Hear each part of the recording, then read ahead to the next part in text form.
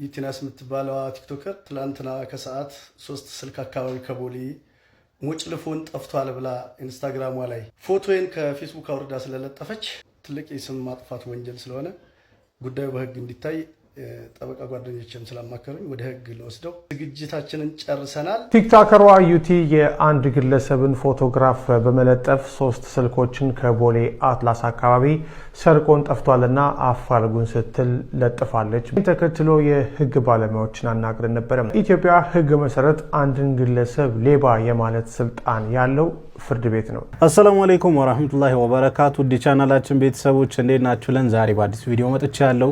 ለዛሬ ይዤላችሁ የመጣሁት ቪዲዮ እንግዲህ ያነጋገሯ ቲክቶከር ዩቲናስ ጉዳይ ነው። ዩቲናስ አጣብቂኝ ውስጥ ገብታለች። ለህግ ትቅረብ እየተባለ ነው።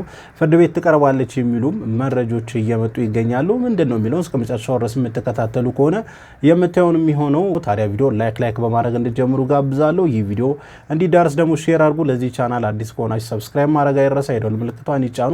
በቅድሚያ ግን ለምስል ጥራት እንዲሁም ለድምጽ ጥራቱ ይቅርታ ጠይቃለሁ። መብራት ጠፍቷል። ይህን መረጃ ግን ወደ እናንተ ማድረስ አለብኝ ብዬ ስላሰብኩ ነው ወደ እናንተ የመጣሁት። በቀጥታ ወደ ቪዲዮ። ቲክቶከሯ ዩቲ የአንድ ግለሰብን ፎቶግራፍ በመለጠፍ 3 ስልኮችን ከቦሌ አትላስ አካባቢ ሰርቆን ጠፍቷልና አፋልጉን ስትል ለጥፋለች በኢንስታግራም ገጿ ላይ። ይሄን ተከትሎ የህግ ባለሙያዎችን አናግረን ነበር። አንድን ግለሰብ ስልካችሁን ቢሰርቅባችሁ ተጠርጣሪውን መለጠፍ ይቻላል በማህበራዊ ሚዲያ? በኢትዮጵያ ህግ አይቻልም። በኢትዮጵያ ህግ መሰረት አንድን ግለሰብ ሌባ የማለት ስልጣን ያለው ፍርድ ቤት ነው። በተጨማሪም የተጠርጣሪን ፎቶግራፍ ደግሞ በማህበራዊ ሚዲያ የመለጠፍ ስልጣን ያለው ፖሊስና አፋልጉኝ ብሎ። ስለዚህ አንድ ግለሰብ ተነስቶ እከሌ ስልኬን ሰረቀኝ ወይም ደግሞ እንደዚህ ያደረገኝ ብሎ የዛን ሰው ፎቶግራፍ መለጠፍ በኢትዮጵያ የጥላቻ ንግግርና የሐሰት መረጃ ስርጭት አዋጅ ቁጥር 1185/2012 ሊያስከስስ እንደሚችል የህግ ባለሙያው ለዛሀበሻ ነግሯል። ይህ አዋጅ በሶሻል ሚዲያ ላይ የሚለቀቁ መረጃዎችን በጥብቅ ይቆጣጠራል። አንድን ሰው ያለ በቂ የህግ ማስረጃ ሌባ ብሎ መለጠፍ እንደ ሐሰት መረጃ ሊቆጠር ይችላል።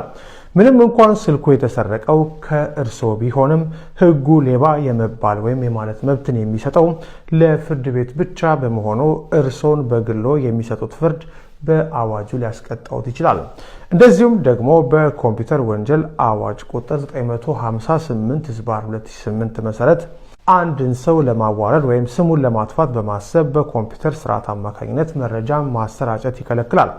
የሌላውን ሰው ክብር ወይም ዝና የሚነካ ጽሑፍ፣ ምስል ወይም ሌላ መግለጫ በኮምፒውተር ስርዓት አማካኝነት አሰራጨ በሚለው አንቀጽ መሰረት ተጠያቂ ሊሆኑ ይችላሉ። በተጨማሪም የተጠርጣሪን ፎቶግራፍ እርሶ መልቀቆ ካለ ፖሊስና ፍርድ ቤት ትዕዛዝ ማስረጃ በማጥፋት ሂደት ላይ ሌላ የፖሊስ እንቅፋትን ይፈጥራል። በተለይም ተጠርጣሪው ግለሰብ ፍርድ ቤት በሚቀርብበት ሰዓት ላይ ከሳሽ ፎቶግራፊን ቀድሞ በማህበራዊ ሚዲያ ስለለጠፈብኝ መከላከያዎች ሁላ ተበላሽተዋል በሚል ሊከራከርበት ይችላል። እንዲሁም ተጠርጣሪው ግለሰብ በስም ማጥፋት ወንጀል እርሶን መልሶ ሊከሶትም ይችላል። በፍርድ ቤት ብዙ ጊዜ የሚያሸንፈው እውነት ሳይሆን ማስረጃ በመሆኑ እርሶ የለጠፉት ግለሰብ ራሱን ተከላክሎ ነፃ ቢሆን መልሶ ራስዎትን በስም ማጥፋትና የማህበራዊ ጫና ደረሰብኝ በሚል እርሶን ከፍተኛ የሆነ ካሳ ሊጠይቅዎት ይችላል። ስለዚህ ዋናውና ትልቁ መፍትሄ ተብሎ በህግ ባለሙያዎች የሚነገረው ነገር ስልኮ ከተሰረቀቦት፣ ንብረቶ ከተሰረቀ ያንን ግለሰብ ተጠርጣሪውን ግለሰብ በማህበራዊ ሚዲያ ላይ ፎቶግራፉን መለጠፍ ሳይሆን ለፖሊስ ማስረጃውን ወስዶ መስጠት፣ ክስ መመስረት ብቻ ነው። ከርሶ የሚጠበቀው በማህበራዊ ሚዲያ ላይ ወጥቶ የራስን ፍርድ መስጠት ግን ጣጣው ብዙ ነው። እንግዲህ እንደተመለከታችሁት ነው ዩቲናስ ያደረገችው ድርጊት አንቀጽ አጣቅሰው ለፍርድ እንደሚያቀርባት፣ እንደሚያሳስራት፣ እንደሚያስከስሳት እየተናገሩ ነበርና ያው ጉዳዩ ምንድነው የተፈጠረው የሚለውን በደንብ ግልጽ ላደርግላችሁ።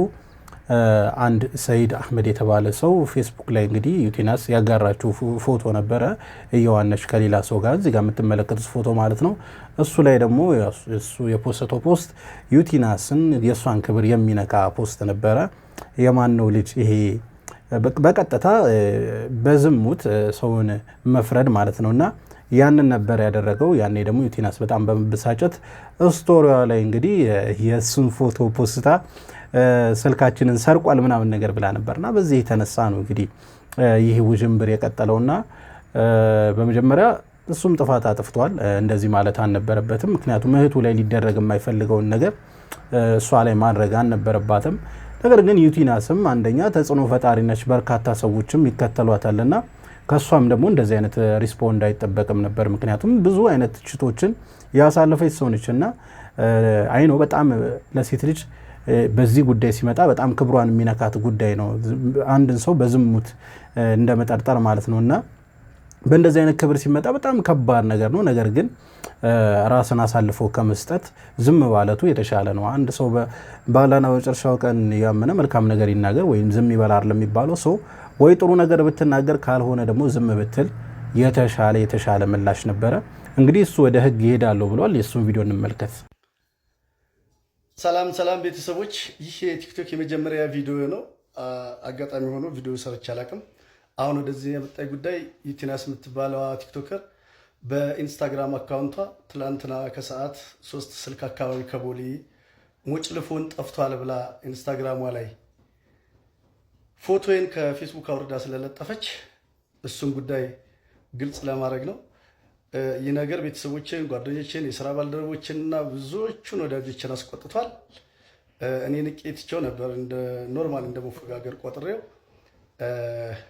ሁኔታው ግን ትልቅ የስም ማጥፋት ወንጀል ስለሆነ ጉዳዩ በህግ እንዲታይ ጠበቃ ጓደኞችን ስላማከሩኝ ወደ ህግ ለወስደው ዝግጅታችንን ጨርሰናል። ህግ ቦታ ትቀርብና ያለችበትን አግባብ እዛው እንነጋገርና ጉዳዩን እናየዋለን ማለት ነው። እንግዲህ እንደተመለከታችሁት ነው ጉዳዩን ወደ ህግ ወስደዋለሁ እያለ ነበረ። እሱ ነው እንግዲህ ፖስቷት የነበረው ጥሩ ያልሆነ ፖስት። መጀመሪያ የፖስተው እሱ ነው። እሷ አልደረሰችበትም ነበረ። ከዛ በኋላ ግን እሷ ኢንስታግራም ገጿ ላይ ስቶሪ ያደረገችው ነገር ደግሞ የሱንም በተመሳሳይ ክብር የሚነካ ንግግር ነውና እሷ ማድረግ አልነበረባትም፣ እሱም ማድረግ አልነበረበትም። ግን ጥፋቱን ማን ጀመረው ከተባለ ቀጥታ የጀመረው እሱ ነው። ጥፋቱን እሱ ጀምሮ ሳለ እሷን መክሰስ ይችላል ወይ? እኔ እንጃ አላቅም። ቢከስስ ተጠቃሚ ይሆናል ወይ? አላቅም። ምክንያቱም ጥፋቱን የጀመረው እሱ ነው። ከከሰሰም አንድ ላይ ጥፋተኛ የሚሆኑት ሁለቱ ናቸውና የእሱ አካሄድ ትክክለኛ አይመስለኝም። በይቅርታ ቢታለፍ ጉዳዩ ጥሩ ነው ብዬ አስባለሁኝ። እስቲ በዚህ ጉዳይ ላይ የተሰሩ ሌሎች ቪዲዮዎች አሉ፣ እነሱ እንመልከት። ብቻህን ከሰራዊት ጋር እንደተጋፈጥክ እወቅ። የጓደኛ የአምሳያህን ምክር ሰምተህ በዩቲናስ ጉዳይ አጀንዳ አስነስተህ አካውንትን ለማሳደግ ነው የመጣው። የዩቲናስ ፋሚሊ አሁን እንድትሰሙኝ የምፈልገው ነገር የፈለገውን እያደረገ አካውንቱን ያሳድገው እንደፈለገ። ነገር ግን ከዩቲናስ የሚጠበቀው አንድ ነገር ነው። አንድ ቀን ላይቭ ገብታ ይሄን አካውንት ሪፖርት አድርጉ ማለት ነው ከሷ የሚጠበቀው። በአንድ ቀን ባን እንደምናስደርገው ግን እወቅ። ዝም ብለህ እየተጋጋጥክ ነው። ስም ያጠፋው አንተ ነህ መጀመሪያ። እሷ እንኳን ሜቢ ሰርቃት ሊሆን ይችላል፣ በቃ ያየችውን ነው የተናገረችው። አንተ ግን ባላየው ነገር፣ ምንም በማታውቀው ነገር ስም ነው ያጠፋው፣ ያውም በከባድ ነገር። ይሄን ነገር በሃይማኖት ራሱ ምን ያለ የተጠላ እንደሆነ ታውቀዋለህ። ደግሞ ያለችን እንዳትረሳ። ወደ ህግ ካልሄድክ እታዘብሃለሁ ነው ያለች። ወንድ ከሆንክ አድርገው፣ ሂድ፣ ወደ ህግ ሂድ። አውቃ ለምታጠፋው የፈጠራት ይጠይቃት። አንተ ማነህ? ምንድነህ? ምንስ አገባህ? ዩቲናስ ከጓደኞቿ ጋር ውሃ ቦታ፣ ወንዝ ቦታ ትሄድና ፎቶ ትነሳለች። ያንን ፎቶ ለሶሻል ሚዲያ ታጋራለች። ሰይድ አህመድ ደግሞ ይሄን ሲያይ ፎቶውን ይዞ ፌስቡክ ላይ ይለጥፋታል ማለት ነው። ምን ይላል? አሁን ብታረግዢ ከማን ያረገዝሽ ነው የሚባለው ብሎ ይፖስታታል ማለት ነው።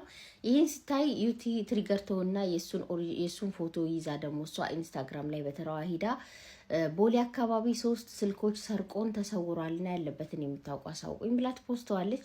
ይሄንን ደግሞ ሰይድ አህመድ እከሳለሁ እያለ እየዛተ ይገኛል። ፌስቡክን ትቶ ደግሞ ወደ ቲክቶክ ተፈናቅሏል። ይሄንን ለመፋለም ማለት ነው። ዩቲ ደግሞ ካልከሰስከኝ ንቃለው እያለችው ነው ማለት ነው። እንግዲህ ቪዲዮ እንደተመለከታችሁት ነው። የተወሰኑ ሰዎች ዩቲናስን ሰፖርት እያደረጉ ነው። እሷ ጋር ጥፋት የለም፣ መጀመሪያ እሱ ነው የተነኮሳት እያሉ ነው። አንዳንዱ ደግሞ በህግ ያስጠይቃታል። እንዴት እንደዚህ ትላለች? ተጽዕኖ ፈጣሪ አይደለች ወይ? ራሷን እንዴት ኮንትሮል አታደርግም የሚልም አለና እንግዲህ እኔ ማለት የምፈልገው መጀመሪያ ሰው ላይ አለመድረስ ነው። እሷ ላይ መድረስ አልነበረበትም።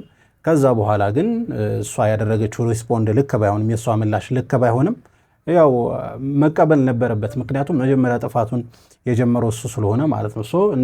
ቅድም እንዳልኳችሁ ወደ ህግ ቢሄድም ተጠቃሚ ይሆናል ብዬ አላስብም። ምክንያቱም ጥፋቱን የጀመረው እሱ ራሱ ሰይድ ስለሆነ ማለት ነው። እና እኔ አሁን ማለት የምፈልገው በዚህ ጉዳይ ላይ ሰኢድም ዩቲናስም ሁለታችሁም ሙስሊም ናችሁና ረመዳንም ደርሷል። ምናልባትም ከ10 ቀን ምናምን ቢቀረው ነው ረመዳንና አፉ ብትባባሉ የተሻለ ነው። ጉዳዩን ወደ ህግ ወደ ተለያየ ቦታ መውሰዱ ለሁለታችሁም አይጠቅማችሁም። ስለዚህ ረመዳን ደርሷል፣ አፉ ተባባሉ። ቂም ይዞ ያው ጾም ስለሌለ ጉዳዩን በአፉታ ብትፈቱት ጥሩ ነው ብዬ አስባለሁ። ይህ የኔ ሐሳብ ነው። ይገባኛል፣ አንዳንድ ንግግሮች፣ አንዳንድ ቃሎች በጣም ቀልብን ይሰብራሉ። ምንም ሊጠገናቸው አይችልም። ነገር ግን አንዳንዴ ከአፉታን ከይቅር ባይነት የበለጠ ምንም ነገር ሊኖር ስለማይችል እሱን አማራጭ ብንጠቀም ጥሩ ነው ብዬ አስባለሁ። ለማንኛውም ለዛሬ ጀላችሁ የመጣው ቪዲዮ ይህን ይመስል ነበር። ቪዲዮን ከወዳችሁ እንደተለመደው ሁላችሁም ላይክ አድርጉ። ይህ ቪዲዮ እንዲዳረስ ደግሞ ሼር አድርጉ። ለዚህ ቻናል አዲስ ከሆናችሁ ሰብስክራይብ ማድረግ አይረሳ። የደወል ምልክቷን ይጫኑ። ኢንሻአላህ በቀጣይ በአዲስ በቆንጆ ቪዲዮ እስከምንገናኝ ወሰላሙ አለይኩም ወራህመቱላህ